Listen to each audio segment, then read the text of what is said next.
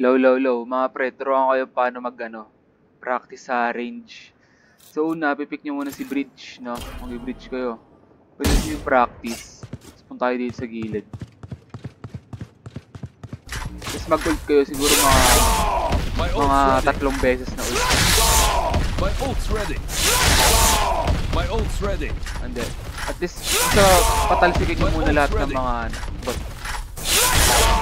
My ult's ready. Okay na siguro yan. Tapos, pumatay kayo ng isa. Ayan.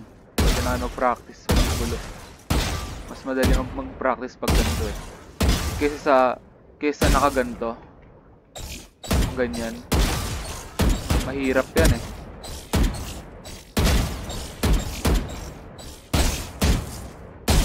Tsaka hindi realistic pag yung isa-isa.